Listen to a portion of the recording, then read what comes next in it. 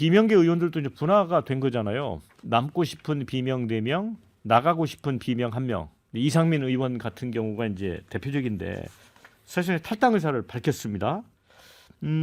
그래서 탈당할 경우에 이준석 신당 제3지대 무소속 거기에 국민의힘 가능성 열어두고 있다.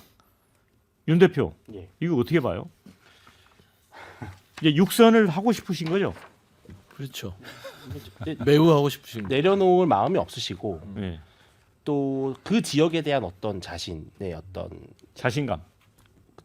오너십이라고 해야 될까요? 예. 네, 나는 이 지역은 나다라고 하는 것이 뿌리이기 때문에 이분이 사실은 자유선진당을 갔다 오셨던 분이잖아요. 예. 그만큼 사실은 지역에서는 상당한 그 기반이 탄탄하다라는 것도 입증이 되는 거죠. 그래서 이런 거죠. 이 지역은 나 외엔 안 되니까 어디든 나한테만 기회만 주면 난 할 수 있다. 이런 말씀을 하신 건데, 근데 저는 모르겠습니다. 제3지대까지는 좀 저도 이해가 될 수 있는데 국민의힘으로 온다라고 하는 거는 조금 좀 뜨악이죠. 왜냐하면 그 2019년도 뭐 패스트트랙 막 이럴 때 이상민 의원이 그 당시에 정말 열심히 또 민주당과 함께 이 투쟁하셨던 또 분 중에 하나거든요. 그러니까 뭐냐하면 정당이라는 게 아무리 뭐 정치판이 뭐 왔다 갔다 해도 어떤 이념과 사상의 결사체 아니겠습니까? 근데 이상민 의원이 어떤 근거와 명분으로 이 윤석열 정부를 탄생시킨 국민의힘과 한 배를 탈 수 있다고 말씀을 하시는 건지는 좀 이해가 안 되고요.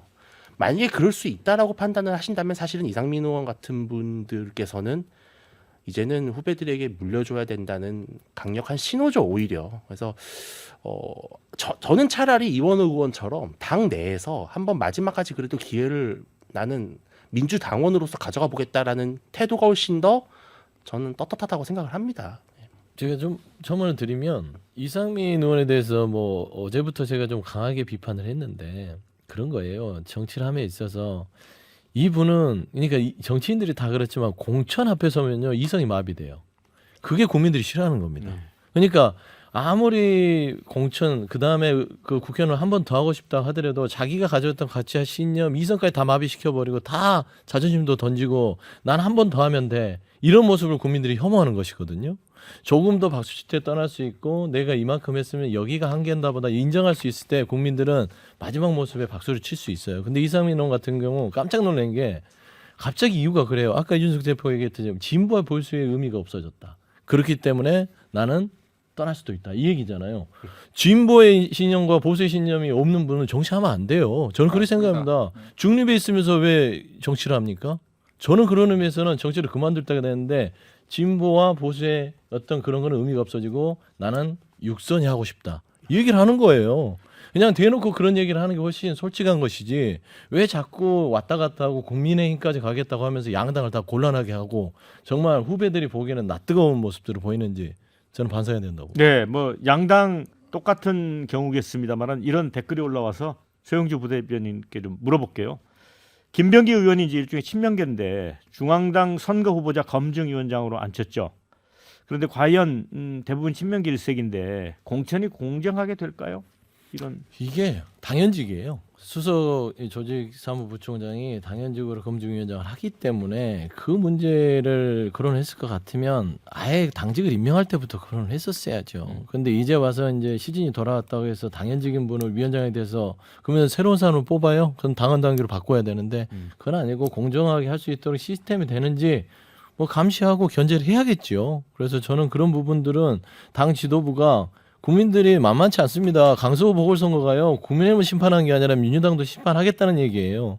그러니까 국민이 정말 무섭다는 생각으로 공정하고 정말 이 치우치지 않는 인사검증, 공천 시스템 돌려야 된다. 저는 그런 말씀드립니다. 하은기 부대변인, 이제 이상민 의원 같은 경우는 5선이니까 이제 내년 총선에서 또 당선되면 6선이 되잖아요.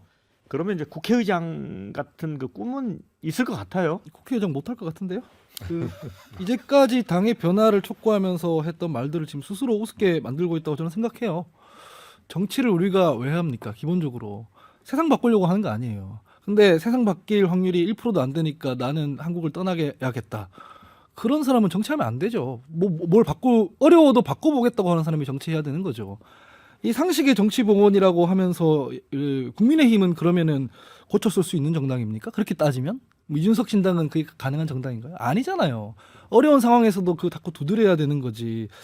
이런 식으로 그냥 빠져나가는 거는 별로 적절하지 않고 이런 행보를 보인 사람은 국회의장 못해요. 왜냐하면 국회의장은 그 국회의원들이 결국 뽑는 거 아니겠습니까? 어떤 사람한테 신뢰를 줬길래 이 사람한테 표를 주겠습니까? 그래서 저는 끝날 것 같은데요. 예, 국민의힘 고쳤을 수 없다고 화은기 부대변인은 했는데 아니 그런 얘기가 아니라 이상민 의원이 국민의힘까지 열어놓고 있다니까 이제 아니요 고쳤을 수 없다는 게 아니라 국민의힘이든 민주당이든 고쳤을 수 없다고 생각한다면 그냥 정치를 그만둬야 된다는 네. 얘기죠. 예.